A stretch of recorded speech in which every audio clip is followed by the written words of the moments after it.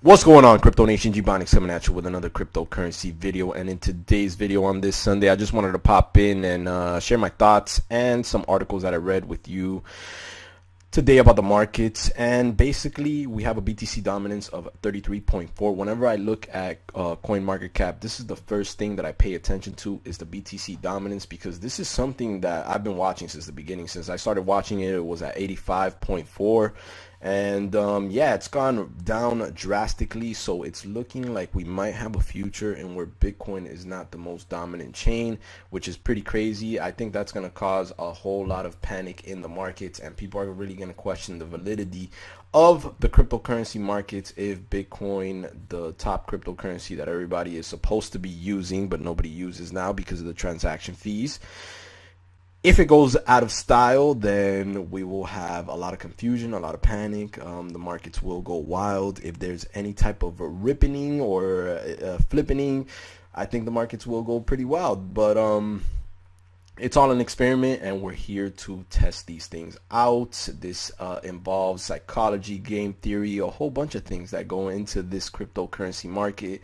And yeah, it's an exciting market to be in, but the BTC dominance does worry me. If they put Lightning Network on Bitcoin and Bitcoin is able to accommodate everybody's transactions, then it will probably gain market share back. But if it doesn't, and this BTC dominance slips, then yeah, to me it's looking pretty ugly. I don't know how to look at it.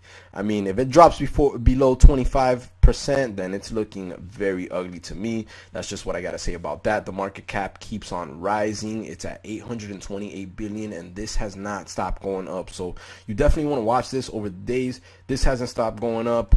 This hasn't stopped going down. That's the trend that we have right now. So it's a pretty serious trend to me. It's not something to overlook, so you might want to be careful when jumping into the markets, and you might want to be careful what ideologies you have about this market, because things can change very fast. As I've seen with this, things can definitely change very fast. Ripple has not let down. It's 334, and Ethereum has not let down as well. Everything's been performing a little bit better than Bitcoin. Bitcoin has not been performing at all. And then again, I mean, I don't blame people for not backing something that they can't use. People do want to like send Bitcoin if they have the ability to do so. They don't want to be purchasing something and then have the transaction fees be more than what they purchase. So it's something to look at. I'm gonna keep on rocking with Bitcoin. I'm still mining it with Genesis, but it's just, these are the problems that are popping up. And if people that say that it should be a store of value, they can't forget the fact that at some point it has to be transacted. So moving on from those top four, we got Cardano at 98 cents. Cardano seems to have some good tech. You always got to check the GitHub, check it out, see if there's anything that you want to see there. NEM is at 180. Litecoin is at 286. Tron is at 19 cents. We got Stellar at 68 cents. All of these top 10 coins have been performing awesome.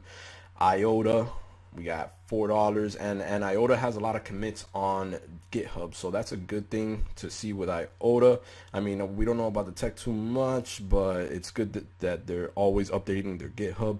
And that pretty much now at this point, you got to check even the top 20, because yeah, a lot of these coins are just performing really, really good. You got Monero, EOS is doing great, Neo, I got a friend that's doing really great with that.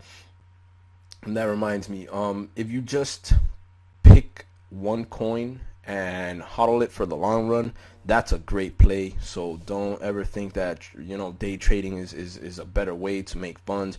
Hodling is probably the strongest strategy, and that gets me into thinking that I want to start holding some bags, so some cryptocurrency bags. I'm gonna start buying a whole bunch of cryptocurrencies and just holding bags. I already have enough Bitcoin that I'm comfortable with the amount of Bitcoin that I have in my wallet, and now I'm just gonna try to get more Bitcoin through holding bags for the long run, and hopefully that strategy works for me.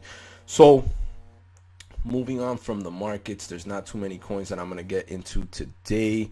I'm gonna actually start that tomorrow. I've already moved my Genesis mining payouts to go to the exchange, and yeah, today I got paid 0.05 BTC, and every day the payouts are gonna go to the exchange, and I'm gonna start buying some coins. I'm gonna see if I start messing around with their wallets as well, and yeah, just start holding cryptocurrency bags, because I'm pretty much in the market, and I'm going to continue to be in this market for the long run. So yeah, I mean, hopefully it goes good. And then with BitConnect, I got 11.74 BitConnect tokens, and I am waiting for the BitConnect X. I haven't jumped into any of the ICOs that have popped up. None of them have sparked my interest, because I'm not really with the gambling and maybe and this and that. So BitConnect X is probably going to be the first and only ICO I jump into for now. Just wanted to test it out. Their last ICO, that was the BitConnect token, went great. So I'm assuming they're going to do something very similar. I mean, history doesn't repeat itself, but it rhymes. So we'll check it out. Hopefully that's going to make me some bread. And yeah, guys, moving on to some stories that I read today. Brazilian government plans to process petitions and write laws on Ethereum. So they're trying to use the Ethereum blockchain to pretty much have people vote through that system, and that's pretty great. I mean, I don't know if it's gonna work out. Putting a lot of information on a blockchain kind of bogs down the chain, but yeah, I mean, at least all these places are trying to put this to work for them and finding ways to incorporate it along to their already current systems. So that is pretty good to see. Brazil's a big place, and it's awesome to see that the cryptocurrency word is getting out there. And then we got Bitcoin a long way from everyday currency. And it's true, Bitcoin is probably not going to be an everyday currency. There's a lot of people debating about what they want it to be, a means of transactions or a store of value. For the time being, we just don't know yet. So a lot of people are jumping onto this, and you really have to consider what it is that you're putting your money into. Yes, it's awesome that you can make a lot of money, but at the same time, do you understand the technology and how it works? Transactions take long. Transaction fees are satoshis per byte, so you have to understand all of that, the mempool, everything that goes along with making a transaction in Bitcoin. So yeah, that's why it's probably not going to be a currency for a long time. We're still waiting for the Lightning Network, but we don't know how far along that is or when we'll be able to use it. There's a couple of testnet wallets, but we're still waiting.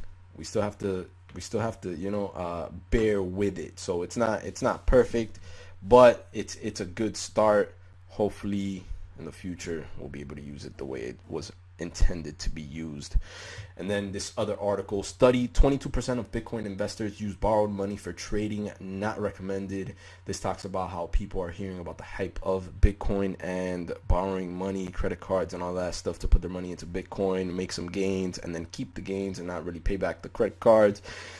Not recommended. It's not the best strategy, but yeah, I mean, if you could use debt, if you can leverage that and use it in your favor, you might as well. This is what this country does. This is what the world does. So not too bad of a situation for anybody borrowing money and who doesn't care to ruin their credit score and stuff like that. And then the last article that I read here, the hype and hollowness, cryptocurrencies over justified expectations. So yeah, guys, cryptocurrencies right now is an experimental technology. There's really nothing tangible or anything that you could do besides, trade online and trade with friends and all of that stuff. But at this point, it's still experimental and it's not perfect. So don't expect too much. Any companies that are promising crazy things, I mean, it's still a very volatile market. There's a lot of money rushing in, but it's still very volatile and you can still lose a lot of money. So just bear with the technology, guys.